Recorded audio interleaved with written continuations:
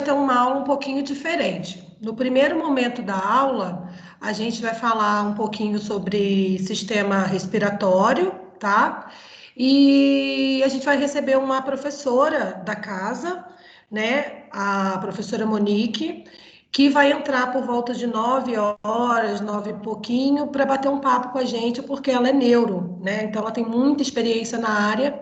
E aí eu resolvi convidar ela para fazer um bate-papo com a gente e tal. Por isso que eu coloquei lá no AVA e pedi para vocês não faltarem, que é uma oportunidade de da gente conhecer um pouco mais da prática, como aplicar, né? Tanto na fisioterapia, quanto na farmácia, quanto na nutrição. Então ela vai dar essa contribuição para a gente num bate-papo bem legal no segundo momento da aula. Então não se assuste esses 69 slides, não. Eu vou dar uma introdução sobre o sistema respiratório, né?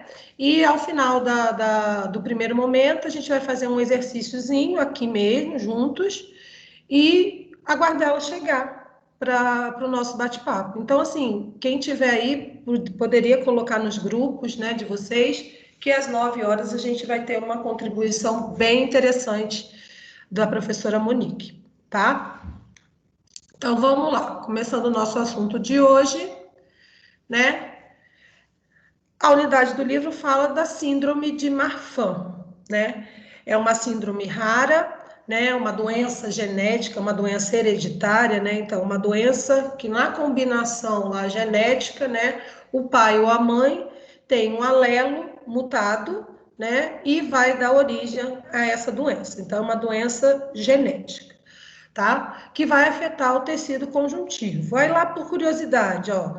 Foi descoberta em 1896 por um pediatra francês, tal, que leva o nome de Marfan. Aí chamou-se a doença de síndrome de Marfan. Tá? Por que é síndrome, né? Síndrome é porque a partir de um problema genético, né, que é a falta de uma proteína, que a gente vai falar daqui a pouco, acontece vários eventos, né? Então, síndrome é exatamente isso. Por quê? Porque não ocorre só uma patologia, vai acometer várias situações, né? E aí vai trazer vários transtornos para essa pessoa, tá? Aí a transmissão autossômica dominante, tá? É uma doença genética. Vocês vão ver genética, não vou complicar agora a vida de vocês, mas é uma doença que a gente chama de azinho, né? Eu preciso de uma dominância, mas isso vocês vão ver para a genética mais para frente. Mas já entendam que é uma doença hereditária, tá? Aproximadamente 30% são de casos esporádicos e o restante da família, tá?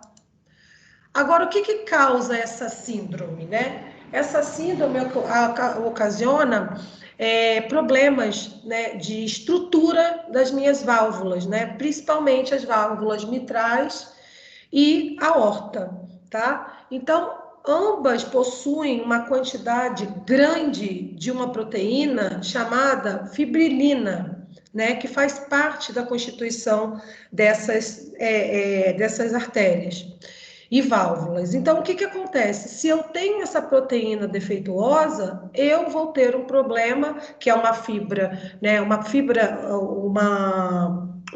artéria, uma válvula que precisa ter umas fibras elásticas, né? Que tenham estrutura para aguentar aquela pressão de sangue, né? Que o vaso ele vai, né, se expandir durante o fluxo de sangue que está passando ali. Então eu preciso de uma estrutura elástica. Se eu não tenho essa estrutura elástica, o que acontece?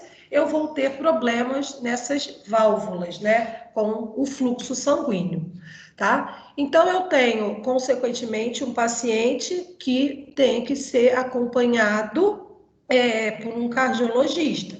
Sempre. E sempre tem que manter o quê? Se eu não posso ter uma pressão muito grande nos vasos, o que eu tenho que cuidar desse paciente? Eu tenho que prestar atenção na pressão arterial, tá? Então, eu tenho uma síndrome chamada síndrome de Marfan, no qual eu vou ter problemas com uma proteína chamada fibrilina, né?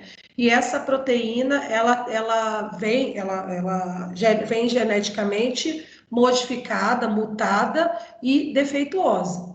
Então, eu não tenho essa fibra elástica que vai servir para a sustentação das paredes, principalmente da artéria aorta e da válvula mitral, tá? Então, eu tenho um problema de proteína elástica que não vai conseguir dar sustentação essas válvulas e essa artéria que precisa tanto, né? Porque passa um fluxo de sangue bem acentuado nessas regiões, tá? Então, aí como eu falei, síndrome vai afetar coração, olhos, vasos sanguíneos, ossos, vai dar toda uma parte de. Peraí, vai dar vários acometimentos nesse paciente, tá? Então, ali que eu falei, primeiramente, esse paciente, se ele vai ter um problema, né, nessa sustentação das válvulas e da artéria, eu tenho que me preocupar com o quê? Com a pressão arterial desse paciente. Eu não posso ter um fluxo de sanguíneo muito forte, né, aumentar aquela pressão ali nos vasos, porque aí eu posso ter problema. Então, sempre, quando eu tiver a síndrome de Marfan, eu vou sempre estar associado com o quê? Controle da minha pressão arterial, tá? Voltando. Nossa, agora entrou todo mundo. Aí, voltando, então é uma doença hereditária, né? Então, uma doença genética, no qual ou o pai ou a mãe tem esse alelo lá do gene mutado, né? E pode passar aos seus descendentes. Então, é uma deficiência hereditária. Vai afetar o tecido conjuntivo, que é o tecido que eu preciso de sustentação, por falta da fibrilina, da proteína, né? Vai afetar vários órgãos, é uma doença sistêmica, né? Vai acontecer essa síndrome. Pessoas com síndrome de Marfan são altas, magras, com longos braços, pernas e dedos da mão e do pé. Eu vou mostrar fotinho de como essas pessoas se apresentam. E sempre o tratamento vai incluir o quê? Pressão, controle da pressão arterial. Eu não posso ter nenhum envolvimento dos meus vasos e das minhas válvulas com um fluxo maior de sangue, porque aí eu posso ter problema. Como acomete também os olhos, aí a lente de contato, algum tipo de cirurgia, isso aí depende do agravamento de cada paciente.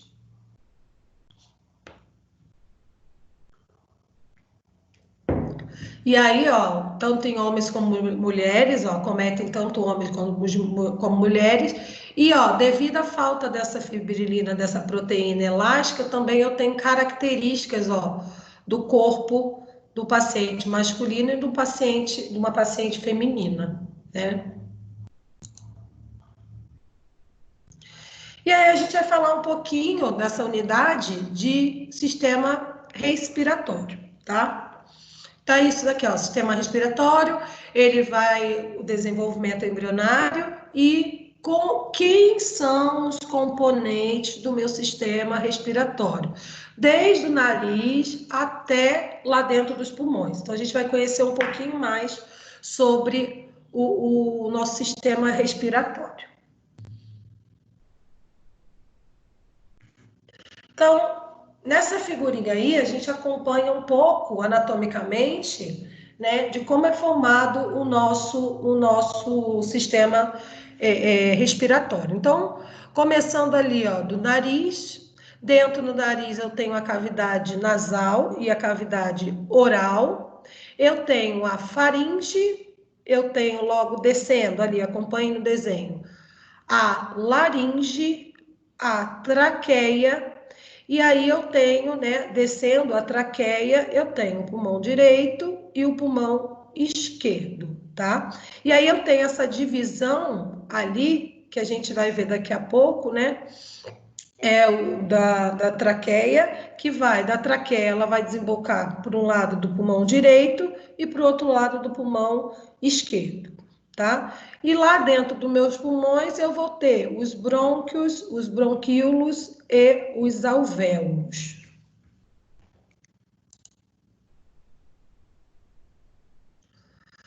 Aqui mais detalhado, tá? Lembrando que está em outra língua, né? Está em espanhol, mas é porque a figura era mais bonitinha. Então, reparem ali é o que a gente falou, ó, nariz, faringe, laringe, e aí a traqueia, né? A traqueia vai desembocar, ó, no pulmão direito, no pulmão esquerdo, e lá dentro, essas arvorezinhas ali, entre aspas, né?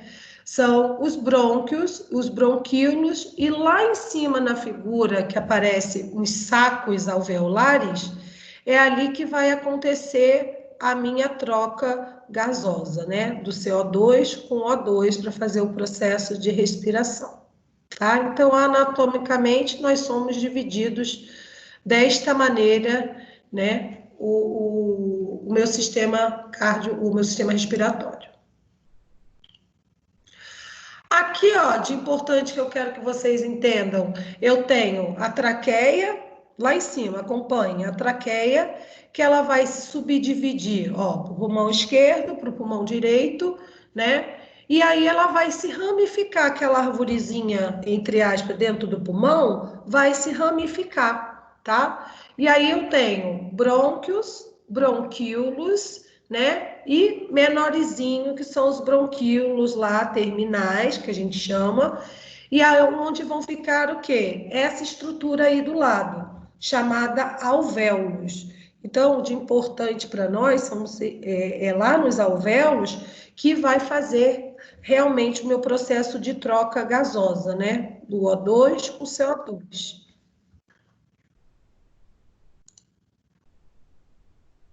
Tá? Então, de importante aqui dessa figura, eu tenho uma traqueia, a traqueia ela vai se subdividir tanto para o pulmão direito quanto para o pulmão esquerdo e começa aquela arvorezinha a se ramificar. Brônquios, bronquíolos, bronquíolos terminais, até eu ter essa estrutura aí do lado, chamada alvéolos, que é onde vai acontecer a minha troca a minha troca gasosa, CO2 com O2.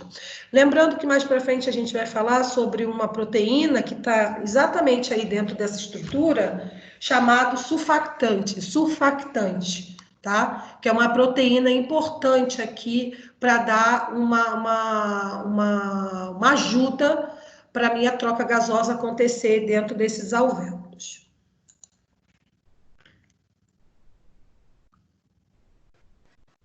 Aí a anatomia, né? A anatomia do meu pulmão, né? Os pulmões possuem cerca de 30 milhões de alvéolos. Então, 30 milhões daquela estrutura aqui, ó. Dessa estrutura aqui, ó, dos alvéolos, tá? Que tá lá dentro da minha árvore brônquia, né? Que é essas ramificaçõezinhas aqui da minha árvore, entre aspas, só para a gente entender.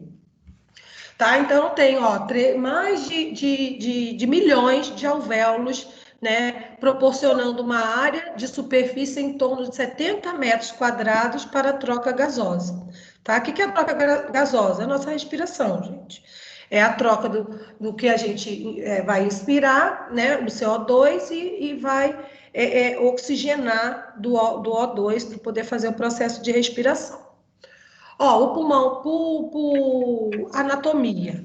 O pulmão direito é mais espesso e mais largo, sendo um pouco mais curto do que o esquerdo, porque o músculo diafragma, que fica aqui embaixo, a gente vai ver na figura, é mais alto do lado direito para acomodar quem? O fígado, tá? Que vai ficar embaixo, né, desse diafragma. Então, o pulmão direito é mais espesso e mais largo, mas um pouco mais curto do que o esquerdo, porque ele vai acomodar o fígado. O pulmão esquerdo tem uma cavidade, só um minuto, tem uma concavidade chamada impressão cardíaca, local em que está situado o coração, e, consequentemente, do espaço que é ocupado pelo coração, o pulmão esquerdo é 10% menor que o direito. Então, vamos ver aqui na figura como são anatomicamente os pulmões. tá? Então, eu tenho pulmão direito, é lógico, isso aí a gente vai ver na prática mais lá para frente, não precisam gravar esses nomes e tal. Então, eu tenho pulmão, ó, o pulmão direito, né? E a gente divide o pulmão, né? Até para identificar uma patologia, sempre uma parte cirúrgica, por exemplo, uma pneumonia foi acometida que região, então a gente tem que dar nome aos bois, sempre assim, né? Então a gente divide ali por segmentos, tá? Segmento apical, posterior, médio, lateral, a gente divide o pulmão e quase todos os outros órgãos por partezinhas dele. E essas partes a gente chama no pulmão de segmento, tá? Isso a gente vai dividir lá na prática, não precisem se preocupar com isso agora. Mas entendam que aquele segmento, por que eu tenho que conhecer se eu for trabalhar nessa área? Por quê? Em caso, por exemplo, de uma pneumonia, e aí eu faço o diagnóstico por imagem, tal, não, e aí lá eu identifico, olha, chega para você, por exemplo, o pessoal da fisioterapia, chega para você, tem que fazer uma fisioterapia respiratória, né? Cometido que parte do pulmão? Eu tenho que saber que segmento foi atingido ou que segmentos foram atingidos para a gente tratar aquele paciente, tá? Então, a título de informação, tá? Então, essa estrutura do pulmão, que são divididos por lóbulo. Aí, aqui, ó, e aí aqui, ó, eu tenho, né? Aqui eu já ia falar de pleura. Eu preciso também, quase de todos os órgãos, vocês repararam que a gente tem em volta alguma coisa que vai proteger esses órgãos, tá? A gente viu lá no coração que a gente tem o pericárdio, a gente vai ver aqui no pulmão que a gente também tem uma estrutura de proteção desse órgão, que chama pleura, tá? Então, a pleura, ela pode ser mais interna, chamada pleura visceral, e tem a pleura, a camada mais externa, uma cobertura mais externa, que a gente chama de parietal. Então, primeiro, eu tenho pleura, camada, né? É uma cobertura de proteção dos meus pulmões, tá? Tanto do lado esquerdo quanto do lado direito, tá? E aí eu tenho a parte mais interior, né? Mais interior do pulmão, que eu chamo de pleura visceral. E eu tenho a parte mais inferior, mais exterior, que eu chamo de pleura parietal, tá? E aqui no desenho ao lado, ó, tá mostrando uma parte do pulmão, tá vendo? A pleura parietal, ela é mais externa, a pleura visceral, ela é mais interna, e entre as duas pleuras, eu tenho uma cavidade pleural, no qual eu posso ter aqui, ó, eu tenho várias proteínas, várias coisas aqui de proteção, né, para o meu pulmão, tá? E aí, quando há um acúmulo, daqui a pouco a gente vai falar sobre ele, quando há um acúmulo de algum líquido ali ou de sangue, aí eu posso ter um problema sério, posso ter uma doença séria, tá? Lá nos alvéolos, onde vai acontecer a minha respiração, né, a minha troca gasosa, eu vou ter uma proteína, uma lipoproteína, né, que a gente chama de surfactante, tá? É uma mistura de lipoproteína, né, proteína e lipídio, com propriedades tensoativas. O que é isso? Que vai aumentar aquela tensão superficial do líquido da cavidade alveolar. Vai facilitar, né? Ele é um facilitador para a minha troca gasosa, tá? Então, é uma lipoproteína, que é uma proteína com lipídio, né? No qual ela vai me ajudar ali, né, fazer essa troca gasosa. Sempre quando eu tenho uma proteína que eu tenho junto um lipídio, é para mim ter uma estrutura com quê? Que tenha mais maleabilidade, que não seja rígida aquele local. Então eu tenho essa superfície que ela vai agir com propriedade tensoativa, tá? Produzidas pelos pneumócitos. São as células, pneumócitos, são as células do pulmão, certo? Então, o líquido surfactante é uma proteína importante para ter o quê? Não ser uma estrutura rígida naquele alvéolo, tá? Então, ele é um facilitador para a minha troca gasosa. Ah lá, ó. Lá dentro do... A gente brinca, né, gente? Não coloquem isso na prova. Mas o saco alveolar, né, onde fica essa estrutura aí, onde lá dentro vai acontecer essa troca gasosa, tá? A gente parece um cachinho de uva mesmo, tá? Então, esses finalzinhos, ó, dos brônquios, dos bronquíolos, eu tenho esses sacos alveolares e lá dentro eu tenho, ó, essa proteína surfactante e é aqui dentro, é aí dentro que vai acontecer a minha troca gasosa, tá? Que é, né, CO2 por O2. Aqui é meu pulmão. Voltando lá, ó, a estrutura anatômica, né? Eu tenho lá, ó, a traqueia. Aí a traqueia vai se bifurcar em lado direito e lado esquerdo, né? E aí eu vou ter os brônquios, né? Que a gente vai diferenciando, né? Cada pedacinho dessa árvorezinha, né? Eu tenho um brônquio, bronco lado direito, bronco lado esquerdo, e aí ele vai se encurtando. Quando chega ao finalzinho, né? Pertinho dessas ramificações aí, eu tenho os bronquíolos, que já é a estrutura como se fossem os galinhos da árvore, tá? E lá na minha pontinha, lá no finalzinho dele, eu tenho os meus alvéolos, que é onde vai ter a troca. E aí, nessa figura dá para ver também, ó, a pleura visceral, lá apontando mais para dentro, mais internamente, e a mais externa, a pleura parietal, tá? Então, falando de pneumotórax e hemotórax, né? Quando as cavidades das pleuras, entre as pleuras, né? Cavidade, pleura visceral mais interna, cavidade pleural no meio e pleura visceral internamente, parietal para fora, visceral mais para dentro. Entre as pleuras, eu tenho a cavidade pleural, tá? Então, nessas cavidades podem ficar cheias de ar, que aí recebe o nome de pneumotórax, e quando ficam cheias de sangue ou pus, são chamadas de hemotórax, tá? Então, eu posso ter acúmulo nessa cavidade, tanto de sangue quanto de ar.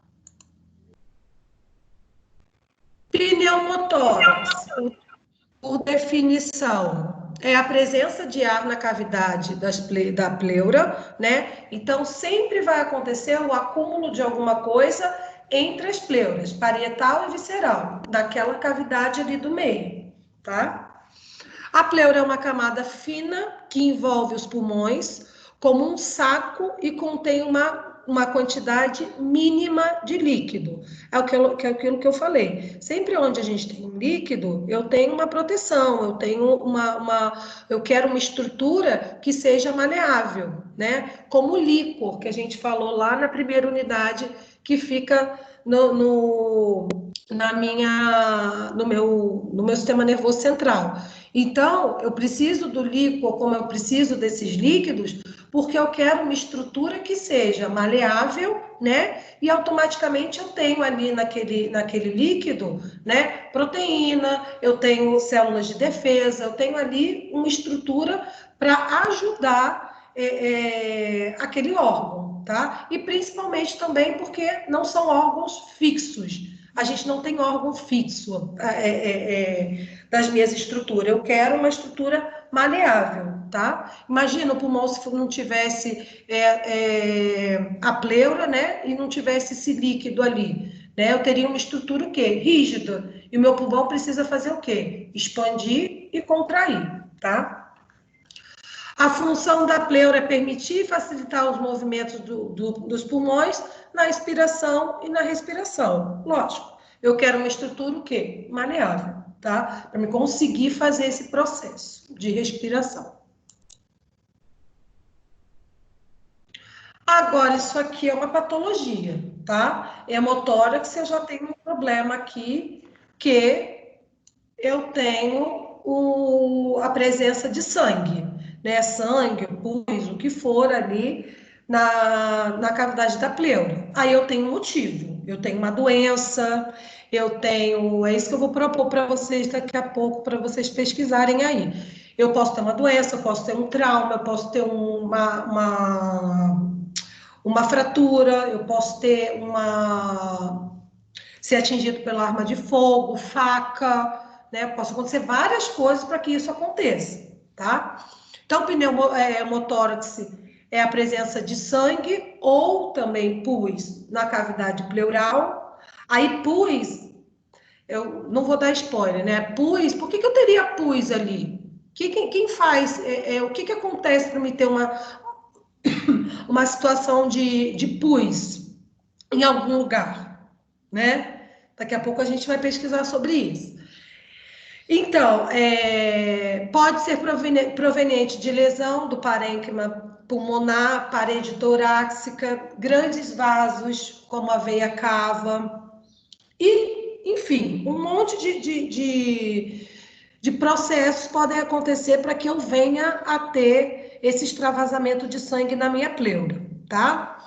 Então, aí estão alguns motivos, ó, está associado com traumas, né, algum acidente, alguma coisa, fratura, arma de fogo, arma branca, né, facas, coisas.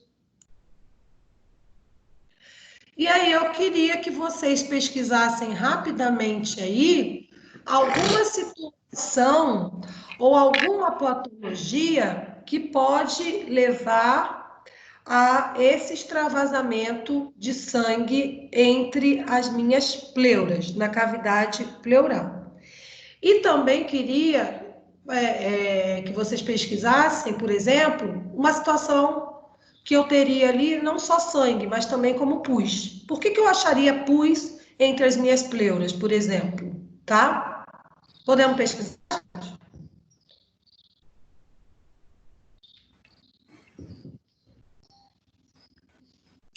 Podemos pesquisar, gente? Sim. Gente, lembrando, quem chegou agora, que chegou um monte de gente depois que eu iniciei a aula, tá? Não se assustem, não vou dar esses 69 slides, fiquem tranquilos. A gente está fazendo, a gente vai fazer essa atividade e vamos fazer a segunda, que é de anatomia, tá? E aí, às 9 horas, eu convidei uma professora da casa, né, a professora Monique, que já trabalha há muitos anos na área de neuro e cardiorrespiratório, e ela vem vem fazer um bate-papo com a gente às 9 horas, né, para levar vocês um pouco mais para a prática, tanto da nutrição, quanto da farmácia, da farmacologia, quanto da fisioterapia, tá? Então, daqui a pouco ela vai entrar para bater um papo com a gente, enriquecer nossa aula sobre neuro, tá? Então, vamos fazer isso aí, essa atividade, e depois vamos fazer essa daqui, anatomicamente. A gente vai fazer essa daqui, que é identificar as estruturas, e essa daqui que eu quero que a gente faça, sobre hemotórax, tá? 5 minutinhos para pensar e para a gente responder, tá bom?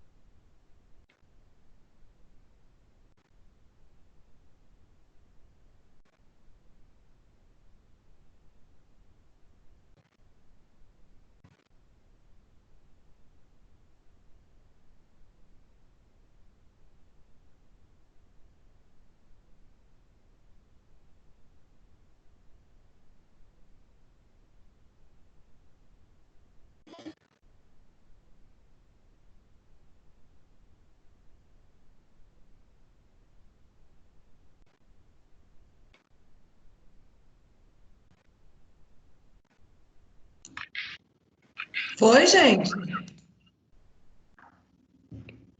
Pessoal,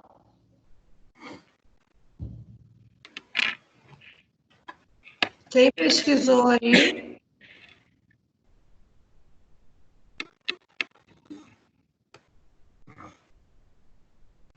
Quem pesquisou aí, gente? Alguma situação que eu possa ter hemotórax?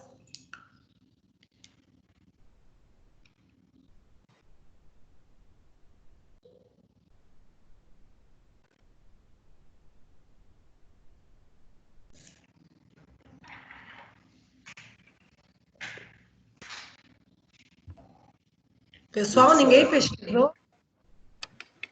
Pesquisei, eu fui achar duas situações.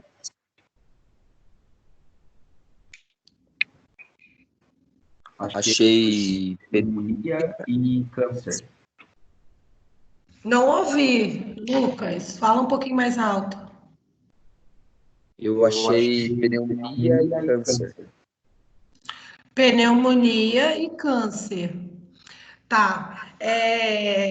Ninguém viu efizema, tuberculose? Ninguém pesquisou? Por exemplo, a tuberculose, gente, a tuberculose é a situação de pus, né? Sempre quando eu penso em pus, eu penso em quê? Em bactéria, né? Sempre eu penso num líquido purulento, eu lembro de quem? De bactéria, uma infecção bacteriana. Por exemplo, é muito comum na tuberculose, por exemplo, que é uma doença, né, por uma bactéria, que a gente chama de bacilo de Koch, e esse bacilo ele é altamente infectante nos meus pulmões, né? E causam reação de hemotórax em caso mais grave, levam até morte, tá? Por relação dessa bactéria conseguir penetrar o meu sistema respiratório e conseguir chegar até o pulmão. O caso da Covid-19, não em relação à pleura, né, a pus, mas o caso da Covid-19 é um acometimento que aquele vírus consegue chegar até aí os pulmões, né, e fazer uma relação infectante e eu tenho a síndrome respiratória, tá? Lembrando, quando a gente for falar a gente falando de anatomia, gente, a gente tem que entender que é um espaço grande, né? Que chega desde a minha cavidade nasal oral para conseguir um micro-organismo penetrar meus pulmões, né? Então, eu tenho séries de barreiras de defesa para que isso não aconteça. E o que acontece? Quando um micro-organismo, por exemplo, o vírus ou a bactéria, consegue chegar ao meu pulmão, ele tem que romper várias barreiras imunológicas e físicas, né? Por exemplo, a gente tem as amígdalas, né? Aí, antigamente, não sei se vocês chegaram a pegar essa época, né? Mas antigamente os médicos tiravam a amígdala assim, cirurgia, né? Como se fosse cirurgia de banana, porque era assim que faziam. A pessoa vivia com dor de garganta, criança, né? E os médicos retiravam as amígdalas. E isso é um crime, porque a amígdala, quando eu não tenho uma amígdala, eu tiro a primeira barreira de defesa que eu tenho do meu sistema respiratório, né? Assim como a adenoide, né? Que é uma cavidade, é uma estrutura que a gente tem no nariz, que também é a proteção, é o filtro daquilo que entra, né? Então, é uma barreira de defesa. Então, antigamente fazia-se direto esse tipo de cirurgia. Hoje, já não é mais bem visto, assim, só em casos realmente extremos que precisem fazer essa retirada. Mas isso é um problema, porque é minha primeira barreira de defesa nasal e as amígdalas, minha primeira barreira oral.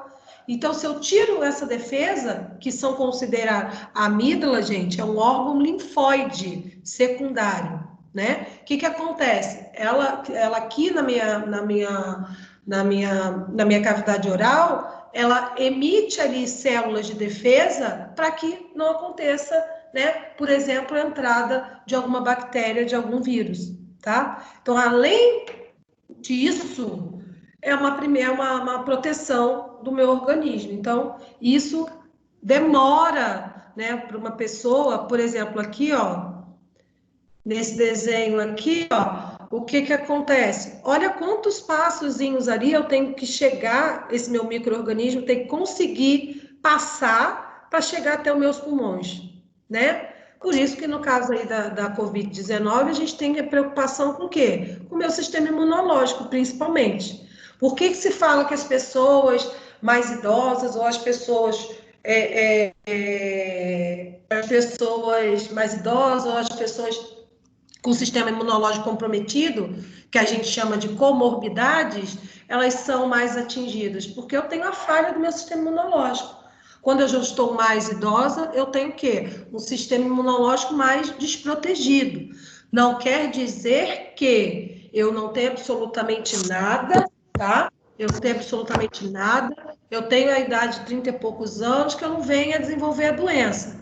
Posso desenvolver, sim, e a gente já viu aí no jornal que morre sim, tá? Mas depende do quê? Naquele momento, de repente, o meu organismo não estava com o sistema imunológico em equilíbrio. E aí eu tenho esse facilitador, tá? E aí juntam-se pessoas que fizeram retirada de adenoide, fizeram a retirada de amígdala. Isso sim, são pessoas que são mais propícias realmente ter doenças respiratórias, né? Por quê? Tirei minha barreira de defesa cirurgicamente por algum motivo lá atrás, tá?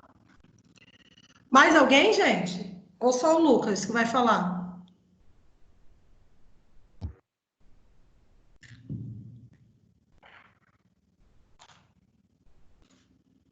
Pessoal, vocês estão dormindo? Falem comigo, gente. Beatriz, Eliane, Fernanda, Ellen. Água no pulmão também, professora? Então, não existe água no pulmão, tá? Boa pergunta. Não existe água no pulmão. Existe esse líquido que pode ser acumulado entre as pleuras, na cavidade, tá? Aham. Água no pulmão é o nosso nome que a gente fala assim, né?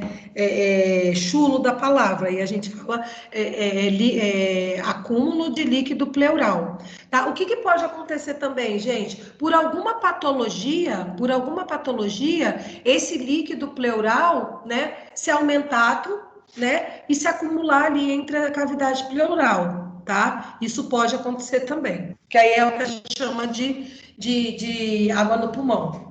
Tá? Entre aspas. Ferimento, ninguém falou, gente.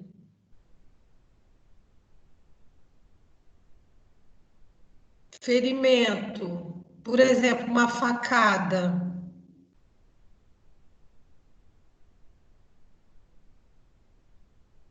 Hein, gente?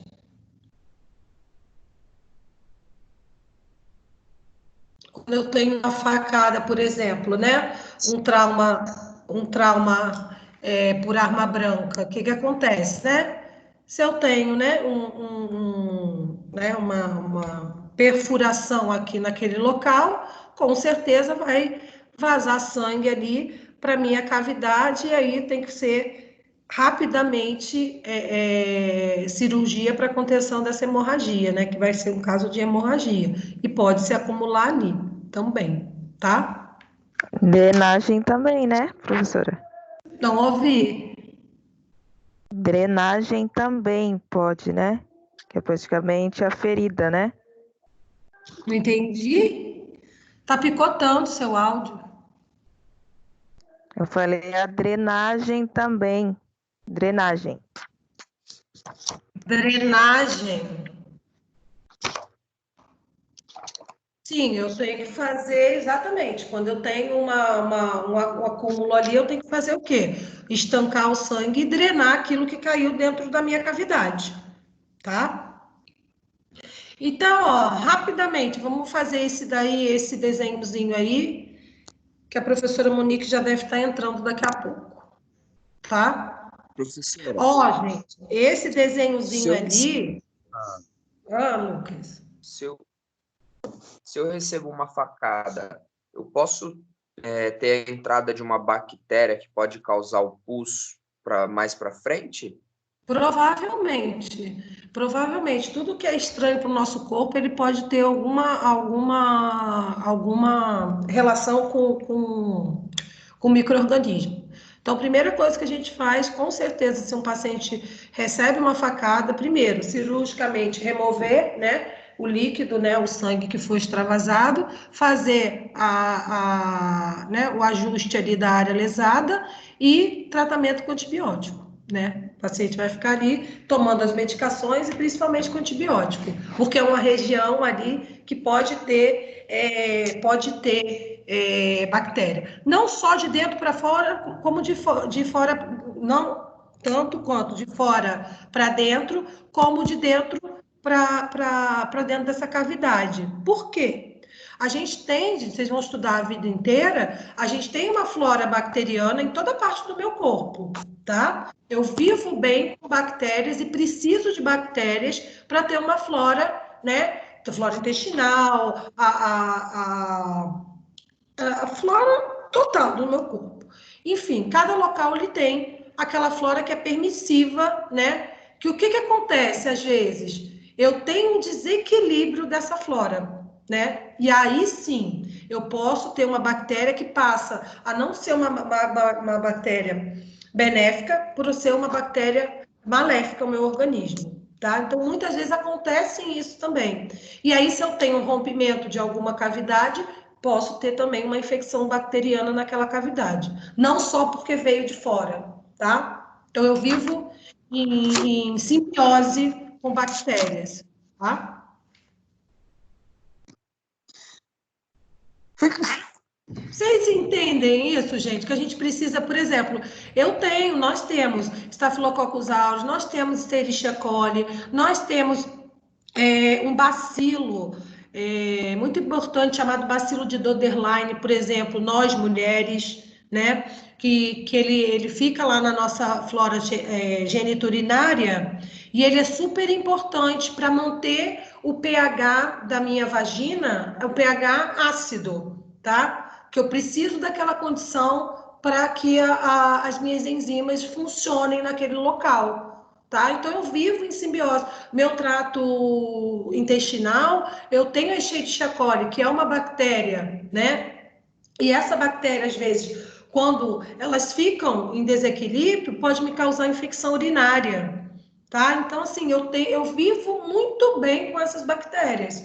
Mas se há algum descontrole naquela população ali, por algum motivo, aí eu posso vir desenvolver uma doença bacteriana, tá? Tinha alguém aí que ia tirar uma dúvida.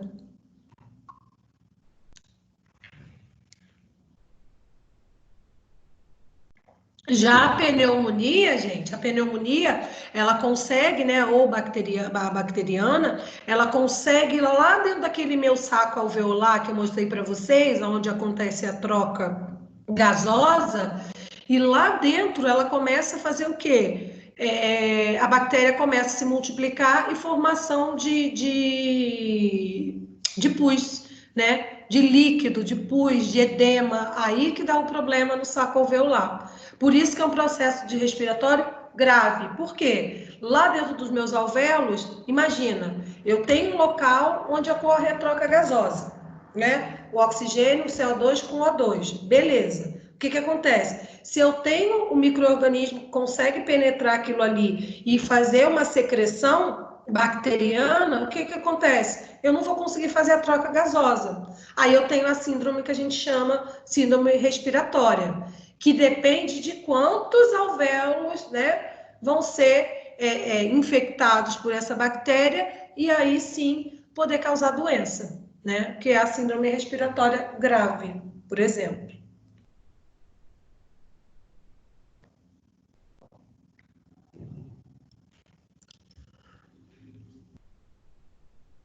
Alguma dúvida até agora, gente?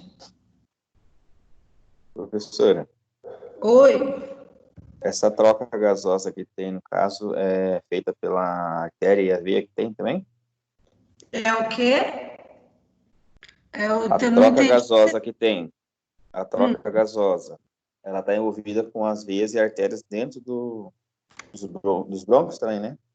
Sim, é o quem vai levar meu sangue, quem vai. Eu pego um sangue, né? Que vem pela veia, chegou lá nos meus pulmões, o que que acontece? As veias pulmonares, artérias pulmonares. O que que acontece? Ele chega lá, leva o sangue com o CO2, aí eu faço minha troca gasosa, bonitinho, lá nos meus alvéolos e devolvo para as artérias como sangue oxigenado, com O2. Tá, então, aí no caso de um acidente, por exemplo, sei lá, de carro, que tem uma pancada forte, pode acontecer também. Esse, Pode acontecer o quê? essa hemotórax, no caso.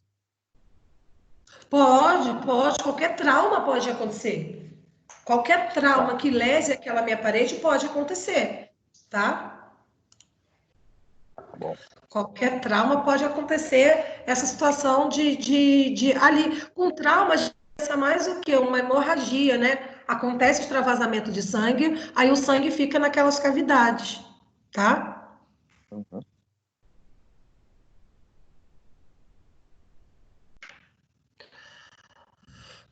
Façam essa atividade ali, essa atividade aqui. Ó, gente, lembrando que eu deixei lá para vocês, tá? Eu já deixei para vocês umas atividades aqui, ó, que são os exercícios do AVA, tá, gente? Por favor, não deixe de fazer o exercício do AVA, tá? Ó, gente, tá entrando gente, pessoas aqui que são alunos da psicologia, que vão participar do nosso bate-papo, tá? Com a professora Monique, tá? Aí aqui, ó, são os exercícios do AVA, tá? Aqui são os exercícios do AVA, que aí para vocês, porque para a gente lembrar de fazer, e aí na próxima aula eu volto daqui, tá bom? Então vamos só fechar a aula de hoje pra gente fechar o assunto. Deixa eu voltar. Então, isso aqui é anatomia, depois vocês façam, para a gente já começar a se familiarizar, tá? Com a cavidade nasal, o que que tem na cavidade nasal, a faringe, a laringe, né? A traqueia, que vai se bifurcar para o pulmão direito, para o pulmão esquerdo. Isso aqui tudo é anatomia que a gente vai ver lá no laboratório futuramente nas peças. Já entendemos o que que é hemotórax. Nossa, agora tá entrando direto. Tá? Pneumotórax, que é a cavidade, é o ar entre as pleuras. Lembrando, gente, pleura é uma membrana que ela vai envolver o meu pulmão, né? Então, ela já protege o meu pulmão, né? No qual eu tenho a parte visceral, que é mais interna, e a externa, que é a pleura parietal. Então, quando a gente fala de pneumotórax, por exemplo, é aquele sangue que vai extravasar para onde? Para a minha cavidade entre as pleuras, tá? É ali que vai ficar retido aquele líquido. O que mais que eu não posso? O líquido sulfactante, que é a proteína, né? Que é importante a gente lembrar que essa proteína ela ajuda lá dentro dos meus alvéolos a fazer a troca gasosa, tá? Olha lá, ó, lá dentro do meu cachinho de uva, que a gente fala que são os meus alvéolos, dentro dessa estrutura aqui dos alvéolos que acontece aquela troca gasosa, tá? Então entra pela veia pulmonar, chega o sangue rico em O2, faço a troca gasosa aqui dentro, automaticamente faço o quê? A liberação para o resto do corpo de sangue oxigenado, tá? Professora, Oi. professora, então nesses alvéolos, ele bombeia sangue? Não, ele não bombeia nada, ele só faz a troca gasosa. tá? Que ele recebe o sangue, é lá como se fosse ali que eu vou fabricar o sangue oxigenado. Lá vai acontecer uma série de reações químicas, no qual eu vou fazer o quê? Trocar o sangue que eu recebo com CO2 e fazer ele ficar oxigenado. Isso são processos químicos que acontecem lá dentro. As veias e artérias são quem leva o sangue para mim, tá? E depois ele volta lá para oxigenar o resto do corpo. Ah, ok. Tá ok? Lá acontece ali dentro. É o local de estrutura onde vai acontecer. Ali vamos supor, nossa fábrica de oxigênio. É lá dentro que vai fazer a troca gasosa, tá? E aí, o que eu falo, que eu falei para vocês? Por exemplo, quando eu tenho acometimento do alvéolo, por exemplo, a pneumonia é isso. A pneumonia acontece isso. Lá onde acontece a minha troca gasosa é o quê? Onde o vírus ou a bactéria vai atingir.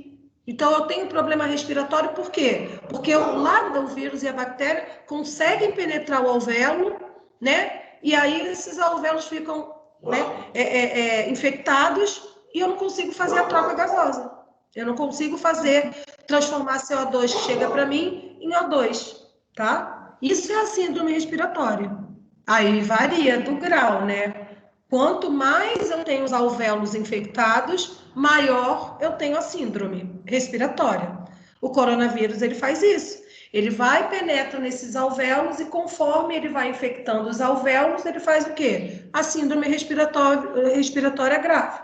E aí eu fico com a falta de ar inicialmente, né? E depois eu venho a ter, né, o colapso, que é não conseguir respirar. E aí eu tenho que fazer intubação, tal, até conseguir reverter esse quadro. Não dormi de noite, hein? Oi, não estou ouvindo.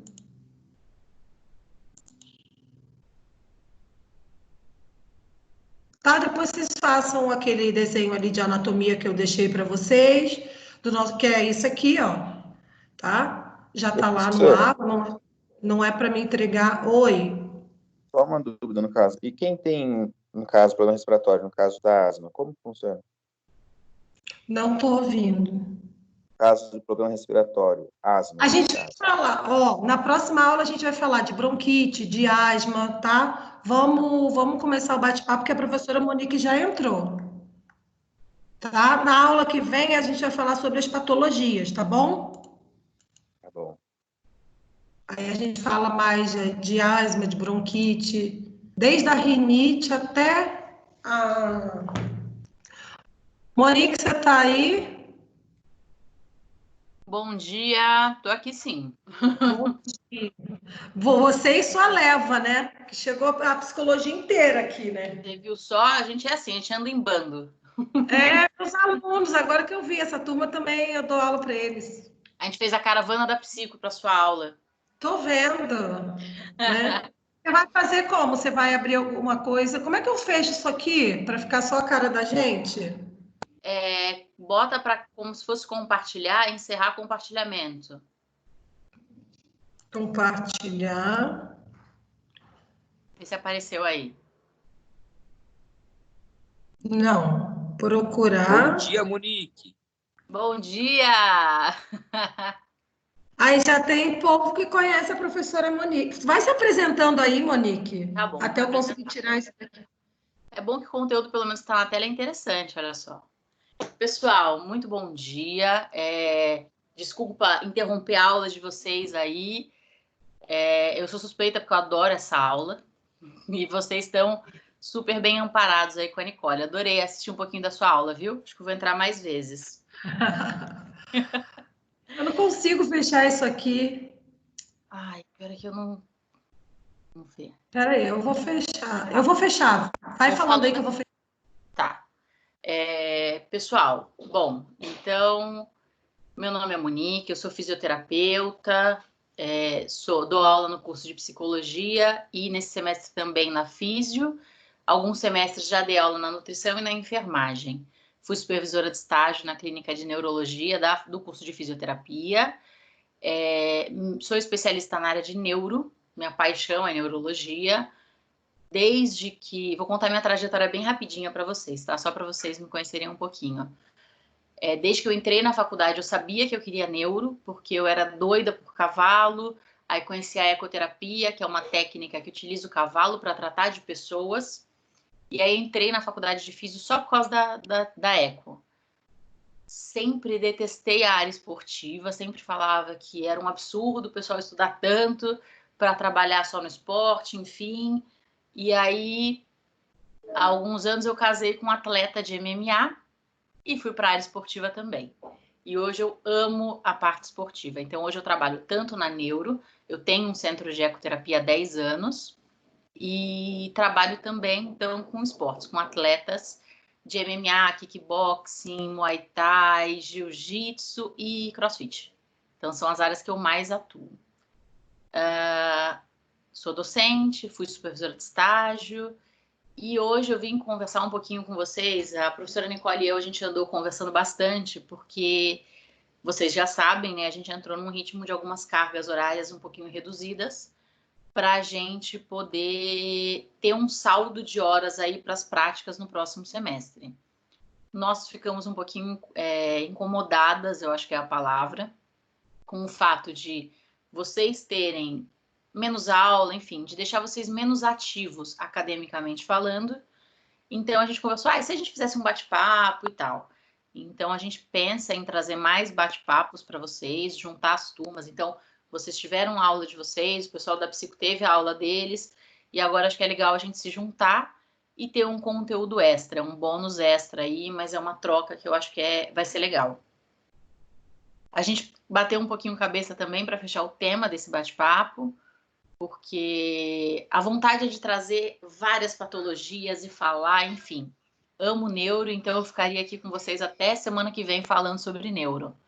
Mas eu acho que tem uma abordagem que envolve a todos nós, né, profissionais da psicologia, da físio, da nutrição, da farmácia, que é a relação entre a gente e o paciente neurológico e a família desse paciente, né? Então, pessoal, o paciente neuropata, o paciente que tem alguma patologia neurológica, é um paciente diferenciado. Ele é um paciente que ele vai estar mais com a gente, todos nós da área da saúde, tá? Do que com o próprio médico. Então, é uma relação muito maluca, porque se a gente for pensar na relação do paciente, qualquer que seja ele, com o médico, a gente entende que a opinião médica, normalmente, ela é soberana. Então, se uma pessoa vai ao médico e o médico fala uma coisa, e depois, por exemplo, o fisioterapeuta tem uma opinião adversa, normalmente as pessoas vão seguir o que o médico falou. O neuropata, ele não.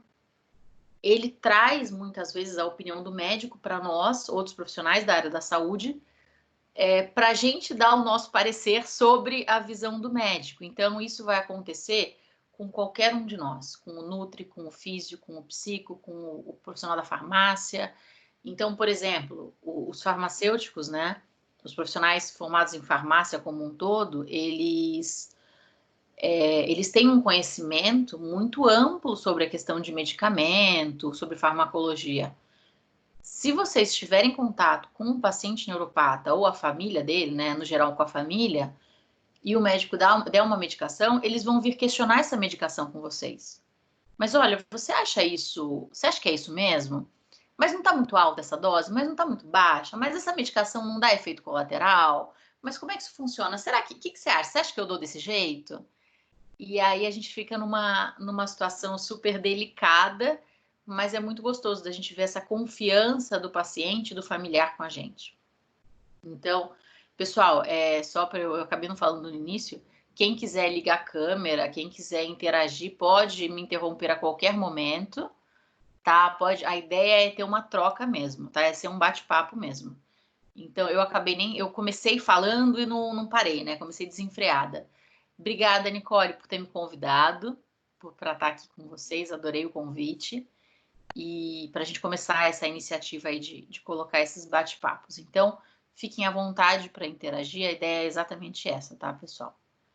Então, frequentemente, eu já tive algumas situações de que pacientes me pediram para ir com eles na consulta com o médico, para entender o que o médico estava falando e colocar minha opinião sobre. Olha que situação delicada, né? Olha como é. A gente tem que tomar cuidado com esse limite com os pacientes e com essa relação com o médico. A gente tem que ficar muito atento a isso.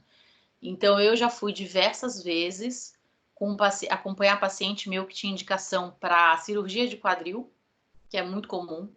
O paciente neurológico, ele fica, os cadeirantes, né, em especial, aqueles pacientes que nunca andaram. Então, aquele paciente que desde que nasceu, ele nunca teve essa condição para desenvolver a marcha. Então, desde a infância, ele é cadeirante, ele não forma adequadamente a articulação do quadril. Se a gente pensar na articulação do quadril, a gente tem a cabeça do fêmur, que ela é bem arredondadinha, e ela vai encaixar com o acetábulo, que é a articulação do quadril, que vai acompanhar esse formato, vai abraçar a cabeça do fêmur. E aí o quadril vai trabalhar, aqui o fêmur vai trabalhar dentro da articulação do acetábulo, tá? Bem encaixadinho. Isso vai se formar com a descarga de peso. Quem não anda, não fica em pé, não vai fazer essa descarga de peso. Então, o quadril deles, muitas vezes, é raso.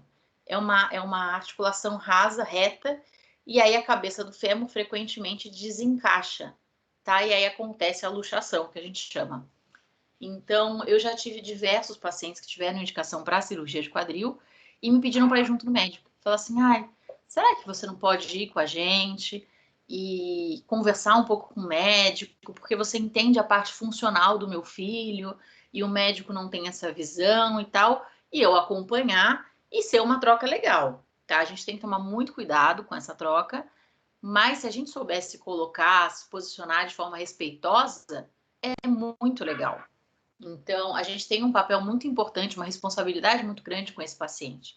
Esse paciente, ele confia demais na gente. Então, a gente não pode desamparar, mas a gente também não pode... A gente tem que tomar cuidado com o nosso limite ali, em relação ao médico. Se eu chegasse para o médico e falasse assim, não, olha, mas essa cirurgia é um absurdo, porque ele vai perder função, porque eu não concordo, como vocês acham que o médico me receberia? Vocês acham que ele ia ser super aberto às minhas ideias?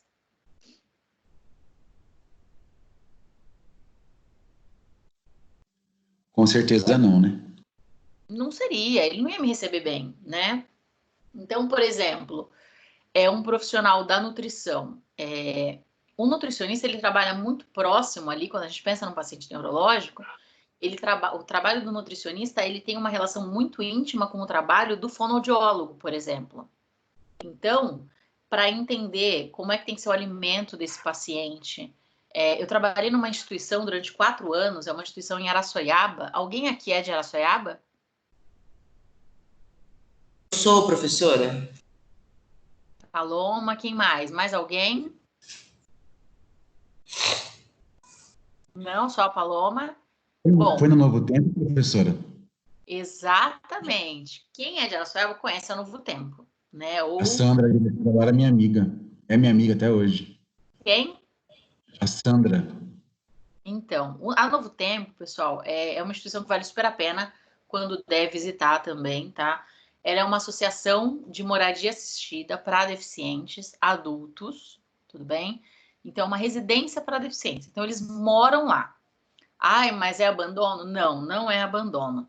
Inclusive, há 2 semanas, teve uma live do Nando Reis. Não sei se algum de vocês assistiu. A irmã dele mora lá. Ele expôs isso, tá? Por isso que eu tô falando. A irmã dele mora na Novo Tempo. É abandono? Não, não é abandono. Porque o que acontece? A ideia da associação foi de um pai que o filho nasceu normal, sem nenhuma complicação. Aos 9 anos ele caiu da rede, teve um traumatismo crânioencefálico grave e ele ficou com uma deficiência permanente, tá? Então ele não fala, ele tem dificuldade para marcha, ele tem dificuldade para deglutir, para engolir a saliva, o alimento, enfim. E aí o pai percebeu que a vida toda o filho ia para a escola, fazia terapia e tal, só que quando ele chegou numa certa idade que as escolas já não aceitavam mais, porque ele era muito velho para as escolas. Ele já tinha passado dos 18 anos. Então, as instituições já não aceitavam mais. Então, a rotina dele era ficar em casa, ir para a terapia e voltar para casa. E aí o pai começou a ver que o filho não estava feliz daquele jeito, sabe? Que faltava, eles saíam, eles tinham uma vida social legal, incluíam muito ele, mas faltava alguma coisa. E aí o pai, então, foi lá e foi buscar locais para o filho morar como se fosse uma república. Tá? Uma ideia muito parecida com a de uma república.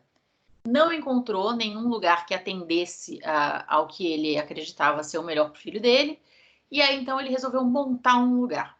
Pesquisou, procurou uma cidade que fosse acolher bem essa instituição e achou Araçoiaba da Serra. Eles são de São Paulo. E aí eles fundaram, então. Então, lá tem terapeuta, tem fisioterapeuta, terapeuta ocupacional, psicólogo, fonoaudiólogo, nutricionista, enfim. É um trabalho que eu acho que é referência no Brasil, tá? Sobre moradia assistida, e valeria muito a pena quando vocês pudessem ir visitar. Vamos esperar passar esse período crítico, né? E passando, se vocês quiserem, a Nicole e eu, a gente pode conversar e organizar isso. Nicole, já te botei no meio, tá? Sem a gente combinar antes. E a gente pode tentar uma visita lá, Monique. Tranquilamente, eles são super abertos. Eu não conhecia, tá vendo? Eu sou aqui. É incrível, gente, é incrível. Então, assim, lá a gente consegue perceber, por exemplo, essa relação do nutricionista com o fono. É uma relação muito próxima, então a gente tem que saber trabalhar para beneficiar o nosso paciente, né? Então, não adianta, por exemplo, eu estou falando muito do médico e do físio, do médico e do profissional da farmácia, mas a gente tem que pensar também, por exemplo, com outros profissionais da área, né? Então, o nutricionista com o fonoaudiólogo. Não adianta um querer que coma um alimento pastoso e o outro querer dar um alimento mais líquido ou mais sólido, enfim. Tem que andar junto, tem que conversar junto para o bem do paciente. Como eu falei para vocês, o paciente neuropata, ele confia demais na gente. A gente anda muito junto com eles, então a gente precisa tomar cuidado com essa relação, cuidar muito bem, tanto da relação com o paciente quanto de tudo que ele envolve, né, de todo o contexto. Eu já tive mãe, por exemplo, né, de paciente, que ela montou um grupo de WhatsApp e colocou toda a equipe que atendia o filho dela. E aí, gente, é claro, esse grupo não durou, né? Ele morreu logo, porque ninguém falava nada. A gente não se conhecia, a gente não tinha intimidade. Então, uma coisa é, por exemplo, a Nicole e eu, a gente ter um paciente em comum. Aí eu ligo para ela e falo, oi, Nicole, tudo bem? Olha, meu nome é Monique, eu sou fisioterapeuta do fulano de tal, e eu queria conversar um pouquinho com você e tal. Outra coisa, gente, é um grupo de WhatsApp, que é difícil você entender o tom do que tá falando. Quem vai começar a falar ali, né? É muito delicado. Então, é rico a gente ter contato com os outros terapeutas, com os outros profissionais que atendem o nosso paciente, porém com muita cautela para não entrar em nenhuma área que não é nossa, né? Não invadir o espaço de ninguém, não desrespeitar ninguém e, ao mesmo tempo, colocar sua opinião ali de forma clara, enfim, e bem embasada. Então, outras situações também, eu já tive uma situação uma vez de um paciente que a mãe me pediu para ligar para o médico dele era de São Paulo, era um senhor, um ortopedista, pediátrico, né? Super renomado em São Paulo, super. Ele opera nos principais hospitais de São Paulo, é um senhorzinho. E aí a mãe me pediu para ligar para ele, porque ele queria operar o quadril do filho dela. Ele tem uma patologia chamada Freeman-Sheldon. Ela não é uma patologia comum e as complicações ortopédicas são gigantes. O cognitivo dele é totalmente preservado, mas ele na época tinha 8 anos, acho que 7 anos. Ele era, gente, do tamanho do meu antebraço, assim, mais ou menos, da ponta do cotovelo até a mão, vá. Ele era desse tamanho, assim, mais ou menos. Ele era muito pequeno, todo rígido, né? O quadril, ele era fletido, ele não fazia nem extensão de quadril, ele não tinha nenhum movimento de quadril. Então, até para sentar era difícil, porque era fletido, mas não tanto. Então, você colocava ele sentado, ele ficava um pouquinho deitado. Então, era difícil posicioná-lo, enfim. E a mãe me pediu para ligar para o médico para entender o que o médico queria fazer, porque a mãe não tinha entendido. E aí eu liguei. E é um paciente que eu atendi por muitos anos, então a gente queria uma relação muito próxima. E o médico não tinha a menor ideia de qual era a minha relação com ele, mas eu liguei, doutor fulano, tá, eu sou Monique, sou fisioterapeuta do do Joãozinho, e enfim. E aí ele foi muito atencioso comigo, ele estava dirigindo na hora, ele estacionou o carro para falar comigo. A gente sabe que em São Paulo isso não é uma tarefa muito fácil de se fazer, né? E aí ele parou o carro e quando ele começou a falar comigo, ele falou assim, então, você sabe que o Joãozinho é um desastre total, né? E se Deus quiser, não vai viver muito. E aí eu fiquei super chocada com a postura do médico. E o que ele queria fazer com o quadril dele realmente era totalmente contraindicado, funcionalmente falando. Ele ia conseguir dobrar o quadril, mas ele ia perder a movimentação que ele tinha antes. Porque ele deitava no chão e o joelho ele conseguia dobrar e esticar, né? Para falar uma linguagem mais simples. Então ele deitava, a mãe colocava ele de barriguinha para cima, ele colocava o pezinho no chão e ia esticando o joelho e se movimentando. Então ele já tinha se adaptado àquela condição.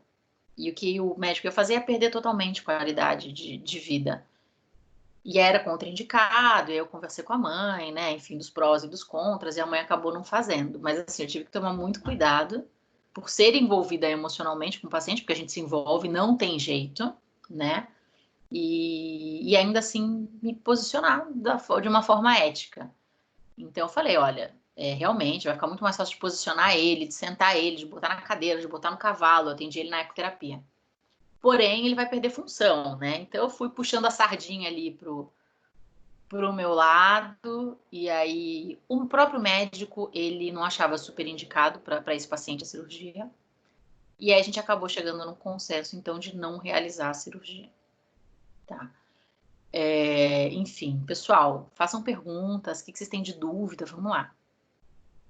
Participem, conversem comigo.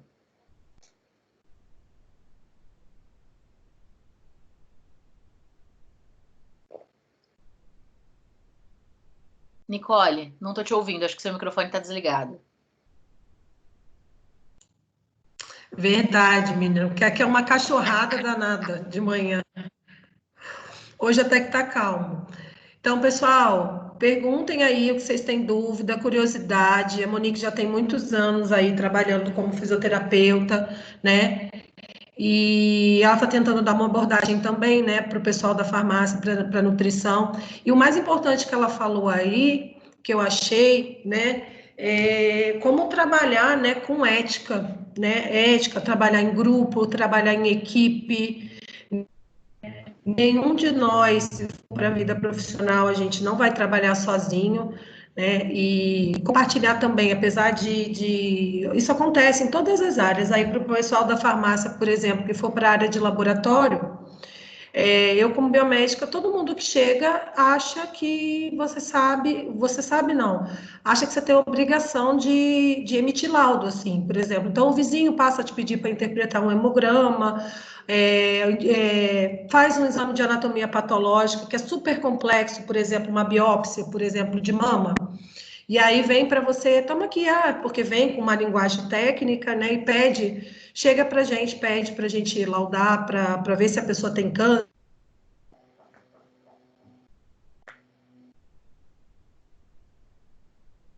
Notícia do paciente. Então, assim, o principal que vocês têm que ter na vida de vocês é ética para trabalhar, tá? É ética com o paciente, é ética com o profissional, né? Então, eu brinco muito com os meus alunos que agora vocês estão no primeiro período, a gente ainda vai se conhecer pessoalmente e o trabalho em grupo, né?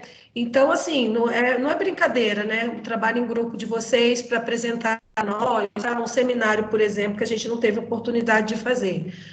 A primeira coisa que o professor passa no trabalho em grupo é exatamente, a gente quer ver conteúdo, quer ver sim, tal, mas a gente quer ver como vocês interagem entre si. E geralmente é onde dá mais problema no trabalho em grupo. Porque fulaninho não sabe trabalhar. Não sabe trabalhar. E aí eu fico, sempre no primeiro período eu passo seminário exatamente para isso. Vocês acham que vocês vão trabalhar só com a... Não, você vai trabalhar com uma Nicole, que às vezes é chata, um fulaninho, que às vezes é chato, e eu tenho que me adaptar e fazer o meu trabalho sempre pensando no bem do paciente, tá? Seja ele quem for. Então, assim, é muito importante vocês entenderem já no primeiro período como isso funciona, tá? E profissionalmente também começa, né? O meu trabalho começa, né, onde termina o do outro. Então, a gente tem que pensar bem nisso. E trabalhar em grupo, sempre pensando no melhor do nosso paciente, tá? Isso já fica de dica para vocês que daqui a pouco estão aí no mercado de trabalho, tá?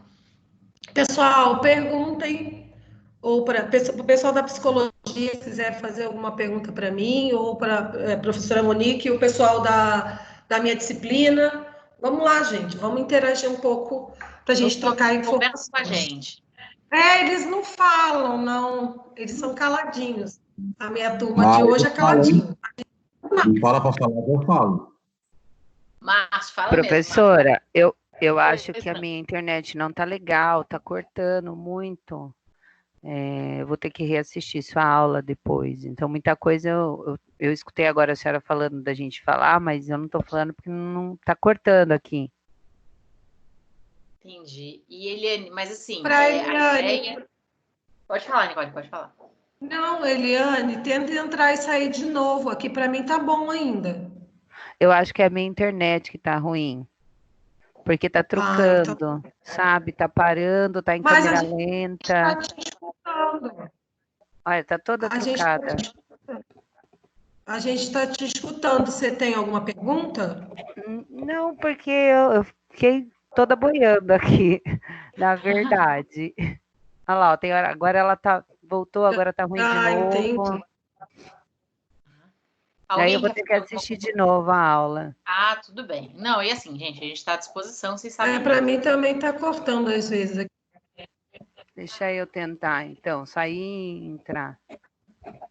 Tá, joia. Pessoal, vocês querem perguntar alguma coisa? Como é que... eu falei muito dessa relação, né? E eu tenho, assim, eu trabalho com ecoterapia já, o meu primeiro curso de ecoterapia é de 2003. Então, tem uma jornadazinha longa aí dentro da eco. E na ecoterapia, ela proporciona um negócio que, assim, gente, eu não posso falar de ecoterapia porque eu sou altamente suspeita, tá? Eu amo demais. Mas a ecoterapia, ela traz uma bagagem pra gente diferenciada, porque na eco a gente trabalha junto. Então, trabalha o fisioterapeuta, o psicólogo, o terapeuta ocupacional, o educador físico, o pedagogo, enfim, diversos profissionais com visões muito diferentes, né, entre eles, e que vão coexistir, vão trabalhar no mesmo ambiente. Muitas vezes, eu vou trabalhar... Eu me assustei, caiu um negócio aqui. Muitas vezes eu vou trabalhar com o meu paciente num dia, e aí a Nicole trabalha um outro dia, tá? Então, a Nicole vai atender o meu paciente num outro dia, porque ele foi repor, por exemplo. A gente vai ter que ter uma troca e eu vou passar para ela, olha, como fiz, eu acho legal fazer isso assim, assim, assim e tal. E ela vai ter que me ouvir, e depois ela vai me trazer mais informações sobre esse paciente. Olha, eu percebi que ele tem essa postura assim, assim, assim, enfim, que ele tem esse tipo de comportamento e tal, acho que a gente pode melhorar isso dessa forma. E ter essa troca, né? Então, a eco obriga a gente a trabalhar em equipe muito bem. Então, às vezes eu vou trabalhar no mesmo atendimento com o terapeuta, às vezes nós vamos trabalhar cada um dia da semana e a gente vai ter que fazer essa troca de informação para poder trazer o melhor para o nosso... Eu falo praticante, porque na eco a gente chama um paciente de praticante, tá? Então, trazer o melhor que a gente consegue para esse indivíduo. E, então, ela ensina muito a trabalhar em equipe. Isso é fundamental, gente. Assim, impressionante. Eu falei muito do paciente da neuro, a gente pensou em focar muito na neuro, porque é um paciente que envolve muita gente, né? É um paciente que envolve o médico, envolve o nutricionista, envolve o físio, envolve o TO, envolve o psicólogo. Gente, envolve gente demais, né? É um paciente com muitas faces aí a serem trabalhadas. Então, é super importante a gente estar em contato todo mundo para poder alinhar isso, né? É legal a gente entender o lado do outro e poder contribuir, visando sempre o bem-estar e a melhora do paciente. Deixar o ego de lado. Às vezes o que você quer não é o mais importante para o paciente naquela hora. E aí, pessoal, alguém quer falar alguma coisa? Vamos lá. Cortou para mim o final, também está travando para mim aqui. Acho que é a internet. Está travando para todo mundo? Vamos lá, gente. Não, deve ser a nossa mesmo, de casa. Para mim está ótimo. Lá, tá ótimo. Ninguém tem Ninguém tem curiosidade? Gente, ninguém quer saber nada? Sério? Pessoal da nutrição, pessoal da fisioterapia, Eu tenho uma pergunta. pessoal da farmácia. Pois não. Manda bala, Márcio. Nicole. Nicole não. Monique. Oi, Nicole, bom dia. Bom dia. Até quarta. É quarta. Monique, eu gostaria que você falasse, não sei se eu estou dentro do tema, mas assim, o que você acredita que é a ecoterapia, que esse trabalho com os cavalos nos pacientes que têm alguma deficiência intelectual ou física ajuda esses pacientes? Pô, legal, Márcio. Sim. Foge um pouquinho do tema, mas acho que dá, né, Nicole? Dá. A gente está aqui Gente, para isso.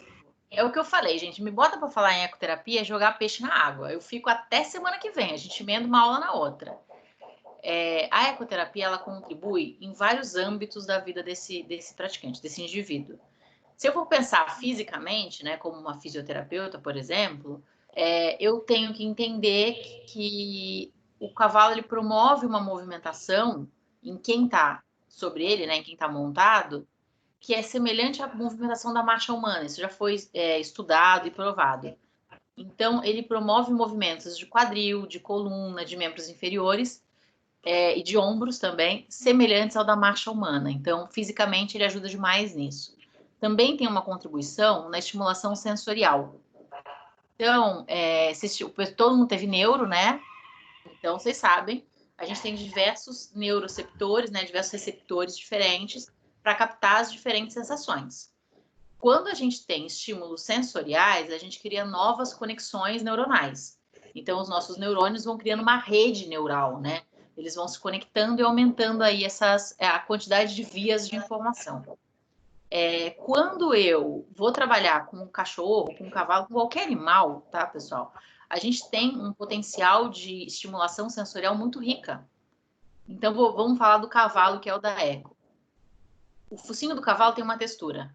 O pelo dele tem outra. A crina dele tem outra. A orelha tem outra. O casco tem outra.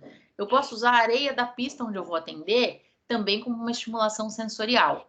Então, você dá tanta informação sensorial, o cheiro, né? Eu estou falando do tato, mas tem também o olfato. Então, o cheiro do cavalo é um cheiro muito específico. O cheiro do feno, que é o alimento que a gente dá para o cavalo, também tem um cheiro muito específico, né? Então, você vai dar uma estimulação sensorial extremamente rica.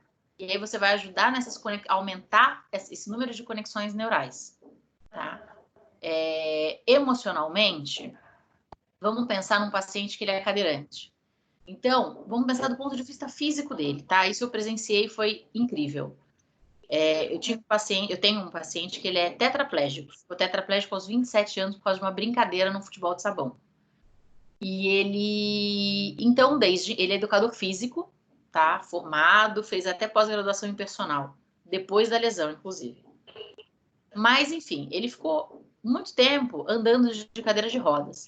E, gente, do ponto de vista físico mesmo falando, se a pessoa está na cadeira de rodas, ela sempre vai olhar para todo mundo de baixo para cima. Sempre, né? Vai ter uma pessoa ou outra que tem um pouco mais de sensibilidade, que tem um conhecimento melhor, que vai abaixar para conversar. Mas a pessoa vai abaixar, conversar e vai levantar e ir embora. Então, ele sempre vai ter aquele ponto de vista. Aí você pega esse cara e coloca ele em cima de um cavalo, em cima de um animal de 500 quilos, tá? Primeiro, ele já vai começar a te olhar de cima para baixo. Ele não tinha mais essa visão. Ou, às vezes, ele nunca teve. Então, ele vai começar a te olhar de cima para baixo. Isso, emocionalmente, já gera uma revolução, tá?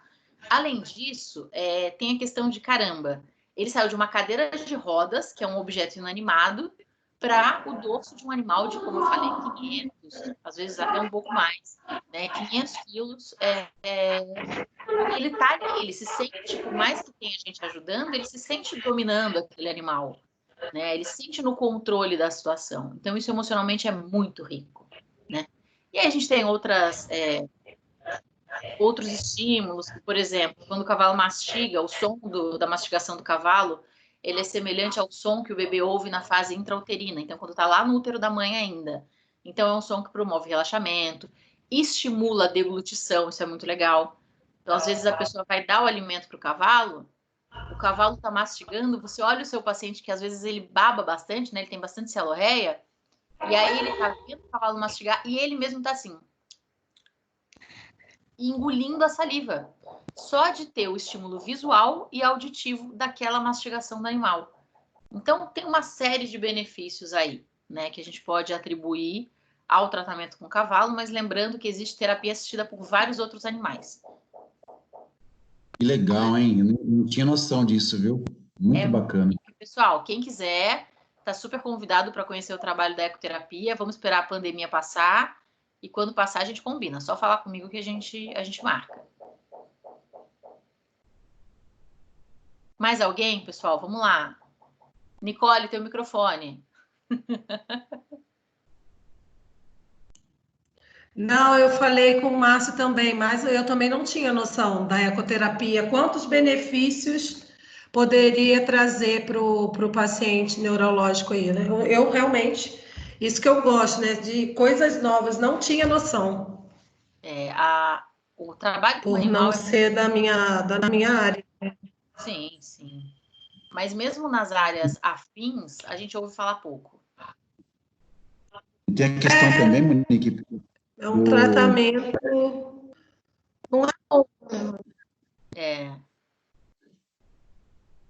Não é novo, Não é novo. Ele tá no Brasil, chegou em 89. Mas já tem relato. Então é relativamente novo, né? Não, então, no Brasil, né? Mas já existe relato do uso do cavalo para restaurar o bem-estar de pessoas desde a época de Hipócrates. Nossa, eu não tinha a menor noção. Hipócrates, no livro das dietas, falando sobre o uso do cavalo para tratar insônia e constipação intestinal. Oh, que legal! Gente, alguém tem perguntas? Tem um estudo que diz que quando a gente olha para um cavalo, a nossa pupila aumenta 10%, né? Tá vendo só? Eu não sei se é por medo do cavalo, né?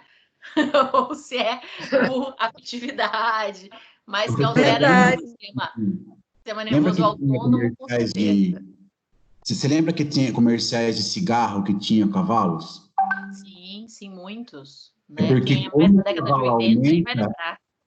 Como o cavalo aumenta a nossa pupila 10%, aí você presta atenção no comercial, entende? Eles usavam o cavalo para aumentar a atenção da pessoa naquilo. E fora que assim, né? Se você vê, para quem é mais velho, pessoal, os mais novinhos não vão saber o que é isso, tá? Mas quem é mais velho vai lembrar de propagandas onde a pessoa subiu uma montanha com um cavalo maravilhoso, ele chegava no topo da montanha e acendia um cigarro. Né? Caramba, quem não quer, né? Ter essa sensação de liberdade. O cigarro é o menor dos atrativos ali, né? Eu não fumo, sou suspeita para falar. Mas a ideia de liberdade que isso passa para a gente, né? E a ideia de poder, de você controlar um animal daquele, ela é incrível. Todo mundo quer. Né? Você pode não gostar de cavalo, mas ter aquela sensação é atraente. O que mais, pessoal? Alguém quer perguntar sobre neuro, sobre paciente neurológico, trabalho em equipe, ecoterapia, outros trabalhos assistidos por animais? Aproveitem, vamos lá.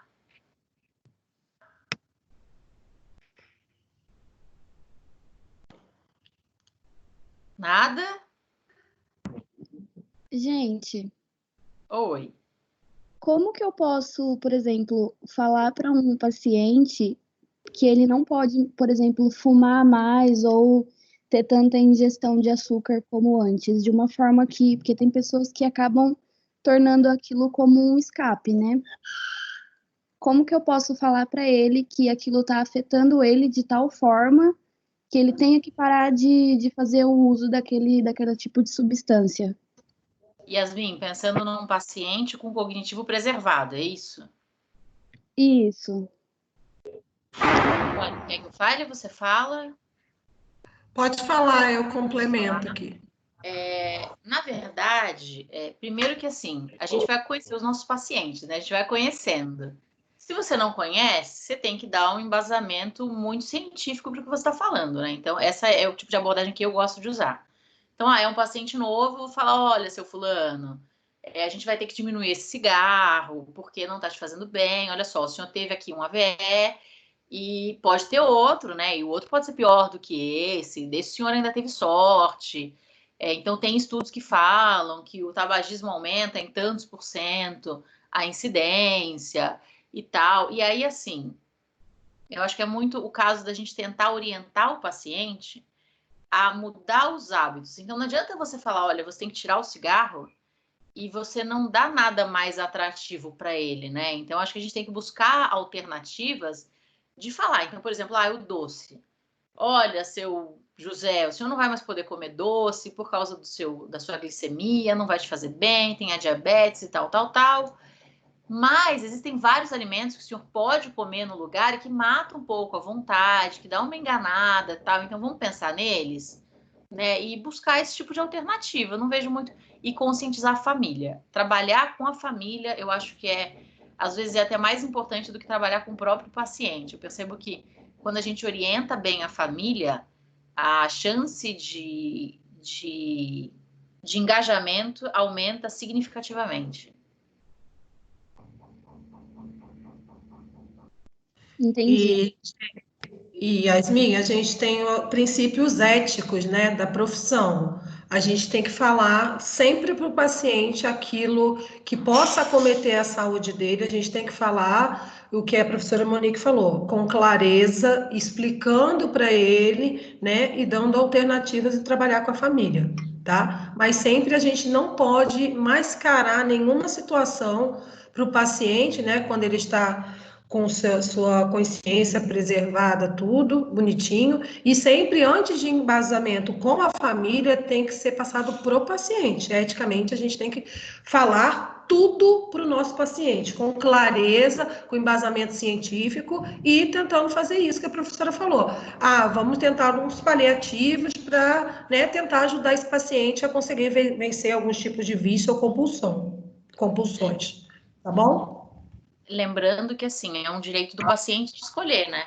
Você vai, eu não sei qual a tua área, Yasmin, não sei qual curso você está fazendo, mas independente da área, quando a gente vai passar para um paciente uma informação dessas, a gente vai falar, olha, essas são as consequências. Você tá afim? Vai ter paciente que vai estar. Vai falar assim, não, tudo bem, por mim tudo bem, já vivi demais, eu prefiro viver agora o restinho da minha vida comendo açúcar, fumando, do que ter que me privar disso. É a decisão dele, a gente tem que respeitar. É como em hospital. Voltando. É como nos hospitais a gente vê muito, algumas religiões, elas não encorajam a transfusão de sangue e transplante de órgão. E às vezes é um quadro que uma transfusão de sangue salvaria a vida do paciente, simplesmente assim, sem grandes segredos, mas a família opta por não. Não, ele não vai fazer a transfusão, ou o paciente, né, se estiver consciente. Não, eu prefiro não fazer, porque a crença dele é aquela. A gente tem que respeitar. Verdade. Mas assim, Já passei por essa. Falando com a família... Desculpa, Nicole. Não, pode falar. Falando com a família, também eu acho que é um jeito da família também, assim, pegar no pé do paciente e ele se conscientizar, né? A família vai ser teu grande aliado.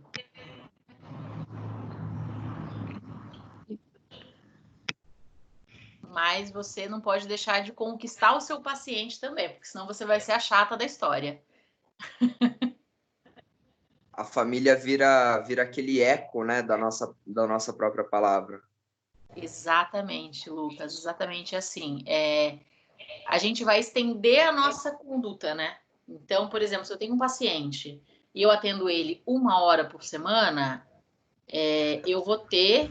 E as outras 23 horas do dia desse paciente, o que vai acontecer? Como é que vai ser, né? Então, não adianta... Então, por exemplo, eu vou falar sobre o posicionamento do paciente. Então, eu vou trabalhar com ele a postura dele no meu consultório, tá? Se eu não orientar a família, ele vai ficar 1 hora bonitinho lá, na postura certa. Ele vai sair de lá, ele vai sentar todo de qualquer jeito, a família não vai corrigir, não vai dar condição para ele ficar melhor posicionado, que vai adiantar aquela 1 hora que eu trabalhei? Então, realmente, você colocou super bem. É a extensão do nosso trabalho mesmo. A gente tem que conscientizar e orientar. Primeiro, como a Nicole falou, o paciente, né? Principalmente os pacientes que têm um cognitivo preservado. E, em segundo lugar, a família. Se a família não tiver com você, é muito difícil você conseguir um tratamento efetivo, seja ele qual for. Seja medicamentoso, seja terapêutico, enfim. Qualquer tipo de tratamento. No autismo, a gente tem muito... existe um programa no autismo que chama ABA. É uma técnica que a gente utiliza criar rotina para o paciente. Então, o autista, ele tem que saber tudo o que vai acontecer no dia dele. Então, você tem tudo programadinho, você usa figuras para organizar a rotina. Então, conforme ele cumpre aquela etapa, ele vai e guarda a figura, enfim. Tudo muito concreto, né? Que o autista precisa muito disso. Se a família não fizer isso em casa, você está jogando o seu tempo e o dinheiro da família fora, ou de quem estiver pagando, né? Se não for a família. Então, é super fundamental. Não tem como trabalhar sem aí a parceria com o paciente e com a família. Verdade. Mais alguém, gente?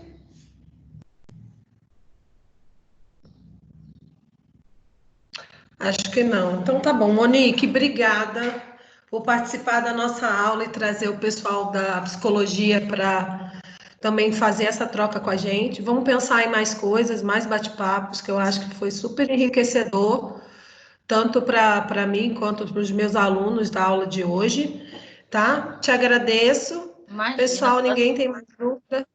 Posso liberar a professora? Vocês têm alguma sugestão, pessoal, de tema que vocês achem pertinente a gente trazer um bate-papo, até para a gente poder também pensar em alguém para trazer para vocês? Boa ideia. Não, o bate-papo foi incrível. É muito legal ver essa visão sobre os pacientes, né, que têm algum tipo de deficiência, que normalmente a gente pensa, né, muito raso em pacientes normais, né, entre aspas. E ver esse lado dos pacientes com alguma dificuldade que a gente normalmente não vê, e vendo que a Monique tem essa experiência, é sensacional. Muito obrigada, gente. Ó, eu vou falar a verdade para vocês, tá? O Lucas, eu atendo ele, já conheço ele, e eu acho que ele tá falando isso tudo só para não sofrer tanto na próxima sessão. Eu combinei com ele isso, tá? Tá tudo combinado. Monique, por favor, cuide de mim, Monique. Tá vendo? Vai sofrer depois, vai sofrer quando pegar você do próximo semestre. Não, ele fez a parte dele. Na próxima sessão não vou judiar, tá? Fica tranquilo. Obrigado, Monique. Pessoal, sugiram então algum tema para a gente trazer? Ajudem a gente a trazer temas que sejam interessantes, porque às vezes a gente, na nossa cabeça, vai funcionar, vai ser super legal, vocês vão amar, e aí na hora não vai. Ninguém tem sugestão nenhuma? Não, mas eu achei super interessante a abordagem que você fez para nós e para eles, né, que estão iniciando uma... Que se agregou, tá bom. Se contribuiu de alguma Monique, forma aí para alguém. Oi. Eu achei sensacional essa parte da funcionabilidade, né? Porque a gente não pode pensar tanto com esses pacientes, a gente vai por outro caminho, né? A gente tem que ver o que vai ajudar na rotina deles. Eu achei essa parte muito interessante. Eu acho que se rolasse um bate-papo sobre como ajudar na funcionabilidade para esse grupo. Sim.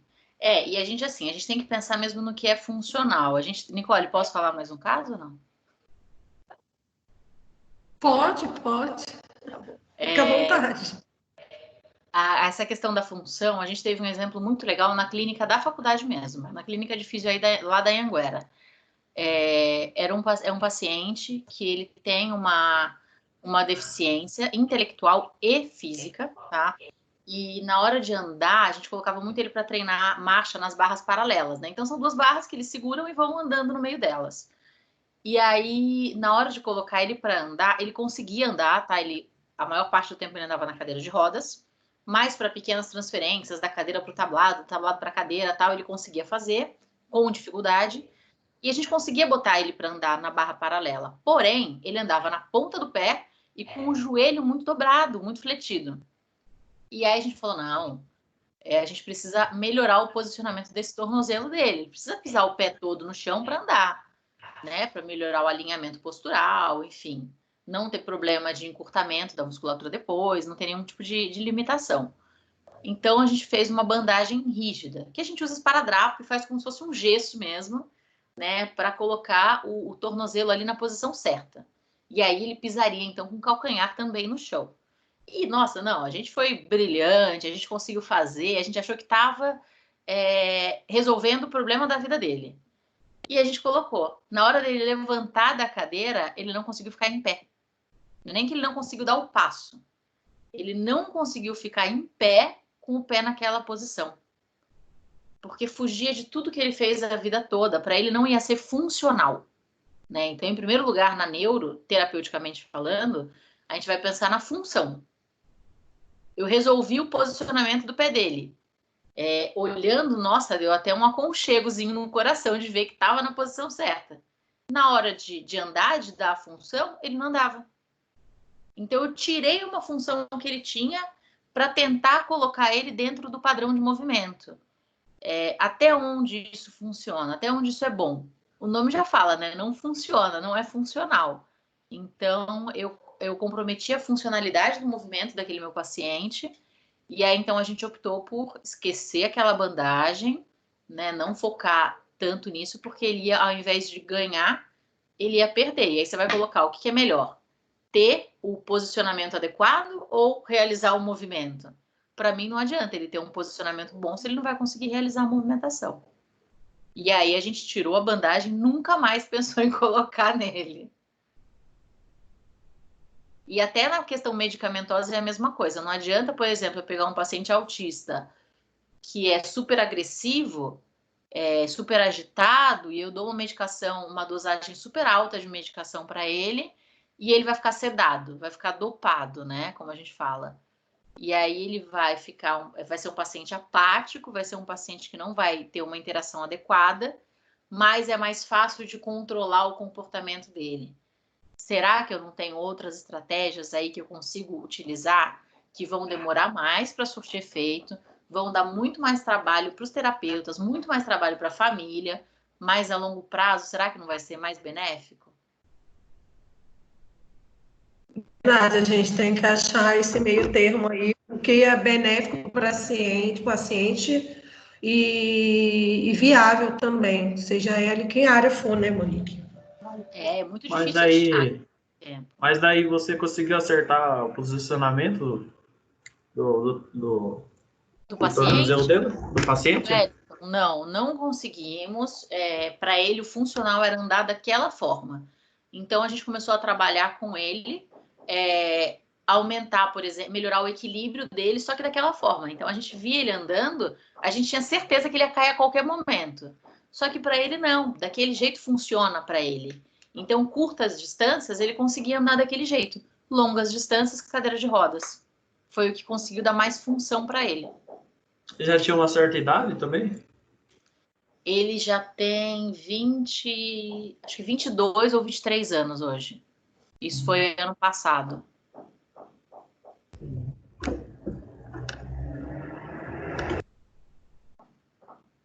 Que mais, pessoal? Vocês têm mais alguma pergunta? Tá um carro de música aqui na minha rua agora, não estou entendendo não dá nem para interagir. Gente, ó, eu tenho que me trancar.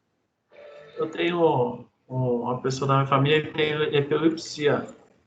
Aí ele tem uma alimentação muito ruim. Muito ruim. Tipo, ele faz o tratamento há anos já. Você acha que a parte nutricional dele afeta também? Porque ele só come, tipo, massa, miojo, coisas... Só isso, só massa. Então, Wellington, na verdade, tem que ter um olhar um pouco mais amplo, né? A gente tem que ver que tipo de medicação esse paciente toma, qual é a frequência dessas convulsões e como são essas convulsões. Porque existe, por exemplo, para casos muito extremos, tá, de epilepsia, existe uma cirurgia que faz a retirada do corpo caloso, tá? É feito em adultos, porque as conexões já estão mais maduras, então pode ser feito.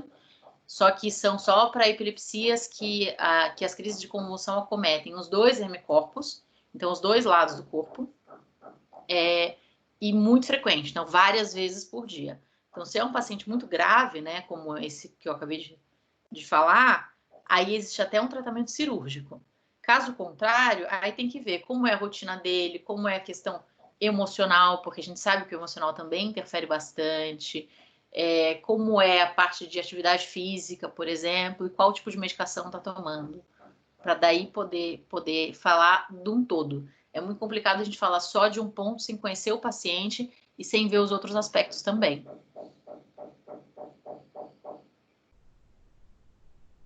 Verdade. Ok. Eu já tentei estimular ele a fazer exercício físico, mudar a rotina dele. Há pouco tempo eu tinha pesquisado que também tem chá que ajuda nesse. Mas aí ele tá fazendo tratamento. Ele tá vendo. Ele acabou de fazer 18 anos. Nossa, super jovem. E ele tem muito cedo, teve os ataques muito cedo.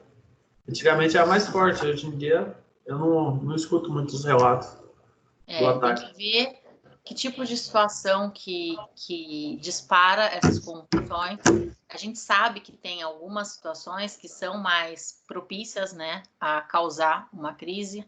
Então, por exemplo, uma luz piscante é uma situação que, para quem tem epilepsia, é perigoso. Então, mesmo uma balada, né, que tem aquela luz que fica piscando e tal, é horrível para quem tem epilepsia, é muito perigoso. Tem uma série de fatores que podem contribuir. No momento de estresse também, tipo, nervoso? Muita relação. Porque envolve o sistema... Vamos lembrar que o sistema límbico, né, que cuida das emoções, ele faz parte do sistema nervoso central, e a parte emocional, ela também tem uma contribuição bioquímica para em relação ao sistema imunológico, perdão. Então, a gente sabe que o estresse aumenta a produção de cortisol, o cortisol ele diminui a imunidade do paciente, enfim, tudo influencia, né? A prática de atividade física, ela estimula a produção de uma série de substâncias que contribuem para o bem-estar, né? E aí podem também alterar, interferir positivamente aí nessas crises.